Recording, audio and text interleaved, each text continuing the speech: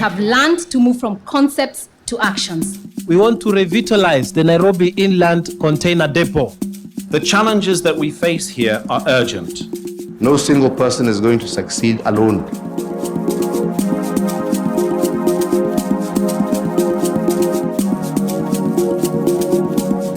The Port of Mombasa is a key resource in the economy of East Africa and the Great Lakes nations.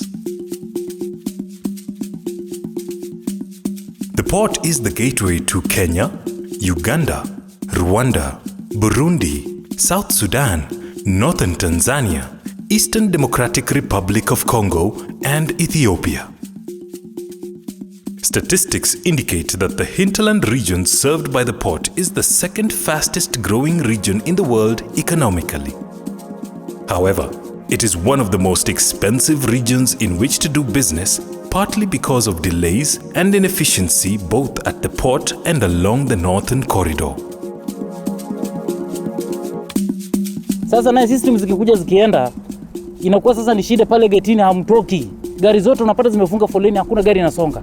Hata sasa pale tumekwama kuanzia asubuhi. These challenges caught the attention of both public and private sector members of the port community. We launched a consultancy that was to look at what are the real issues, what are the inefficiencies in the port and the whole northern corridor, transport corridor. Why are there so many delays? Why is the cost so high? You find that substantial amount of time is lost at the port. People just sometimes delay and clearance, don't pay the duties before goods come in, and therefore goods stay at the port way too long. And it is against this background that the Mombasa Port Community Charter was born. The Charter is an expression of commitment to discard the silo mentality work culture in which agencies have operated for so long. Trademark facilitated the process of getting all these players together around the table, negotiated the Charter. The Charter is basically focused on making our port efficient for purposes of ensuring that we become competitive in the global market. This charter has 4 pillars. 1, improvement of physical infrastructure. The second is improving operational efficiency. The third is improving synergy and collaboration among the stakeholders. And the last one is improving the regulatory environment. The new initiative complements efforts already made by the government of Kenya and regional leaders. The current demand is 900,000 20 equivalent units. So even with this number 19, we still have a long way to go. In the year 2008, the number of days the cargo took to leave the port of Mombasa after it had landed was an average of 10 days. That reduced to about 7.2 days in the year 2013. We intend to reduce that now from the prevailing 5 days to about 3 days by 2014. The directive by the president affected the government organizations that were working at the port. So while the government got itself organized, the private sector, even though they have a loose arrangement of meeting with us every Friday, there was no binding instrument that will bring them together, commit them to do certain things in a particular time, in a certain manner. The past 5 years have seen Mombasa port traffic throughput grow by 7.5% per annum, from a total of 16.4 million tons in 2008 to about 22 million tons in 2012. Statistics further indicate that at today's throughput, port utilization is saturated at over 90% of full capacity. Furthermore, delays at the port and poor infrastructure along the northern corridor have cost implications. In the most efficient trade corridors, transport costs make up only 4% of the cost of goods. But transport costs on the northern corridor are much higher. If you look at our imports to get today, 30% of the cost of the goods goes into logistics.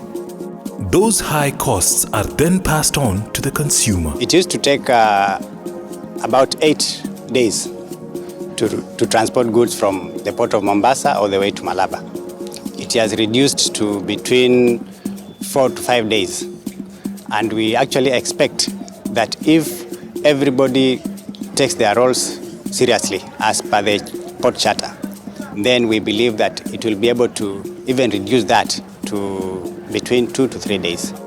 The signing of the charter by members before President Uhuru Kenyatta on the 30th of June 2014 was therefore a symbolic gesture towards achieving that much desired efficiency that will make the region an attractive investment destination. Members of the charter appended their signature to the charter in style and in public at the ceremony held at the port of Mombasa, with President Kenyatta signing it as the witness. Let's clap for His Excellency.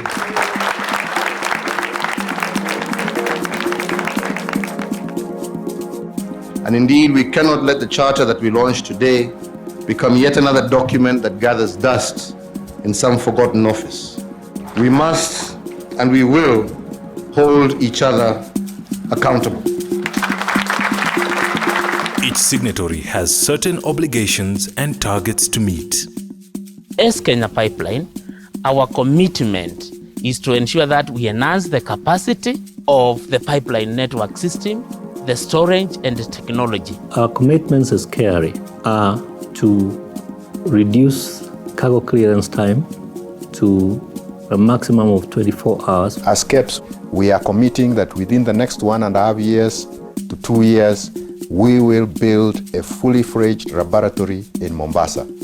We are implementing the single window system, which many other countries in the world has done in order to improve the trade logistics environment. The launch of this dashboard, all those problems will be wiped away. So I'm requesting Your Excellency to wipe them away.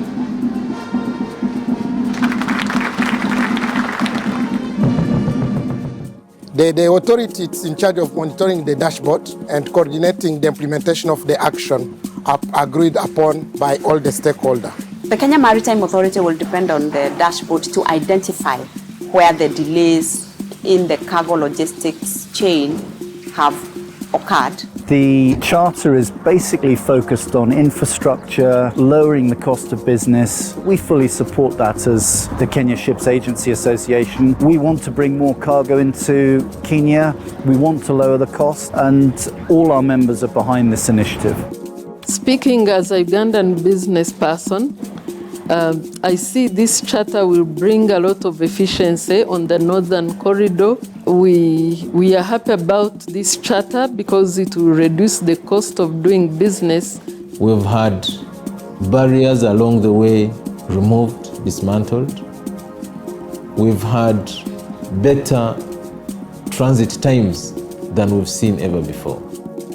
The role of Kenya Railways Corporation, as far as the charter goes, is really to improve on the uptake of cargo from the port.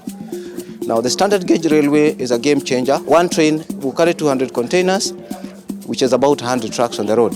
The biggest challenge to us as a highways authority is to ensure that everybody is using our road, especially the people who are load correctly so that our roads can give the design life. Our commitment as KEFIS on this charter is to guarantee that from inspection to clearance of the produce, we take 35 minutes.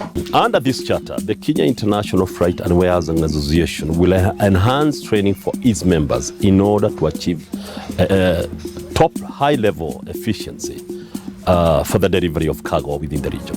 The Chamber of Commerce, being a one-stop shop for the business community, we will ensure that the information is disseminated about what our obligations are, to ensure that goods are moving right from the time of their discharge from the port until they cross our boundaries of Kenya. Under this particular charter, the police will ensure safety of the goods along the route. The police also will be able to ensure that there is no diversion, and at the same time, the smooth process of these goods going to the destination without any obstruction. During the launch of the charter, speaker after speaker emphasized that it does not matter how well crafted the charter was, but any weakness by any signatory could lead to the collapse of the idea. The corridor is like a canal. If you create a bottleneck at any point in the canal, any point, then there's a build-up. The challenges to me is kind of all the stakeholders understand what it means to reduce the cost of doing business and facilitate legitimate trade in a very fast mode, because that's the only way we can position ourselves as a region to be competitive in the globalized economy. The presidency of the government of Kenya will ensure that all public entities in the charter comply and, when necessary, effect sanctions or rewards through the performance contracting system. All public institutions that have subscribed to this charter are directed to determine their obligations under this agreement and to begin to meet them. The process will include incorporating these obligations that they have signed off to within this charter in their annual performance contracting process for effective evaluation. We are setting a charter that allows us to have a tool to impose sanctions which are not willful. So we'll say you committed yourself to this. This is what you have done. These are the sanctions. We're really excited about this. I think we're planning a big investment behind the charter. We've got about a $55 million program that we're really working with that looks to improve the capacity of the berths, also the software side of it, the productivity of it. And we're also going to be engaging to support the development of an off-take road, a road to help with congestion through Mombasa to get containers out of the port and to customers as quickly as possible.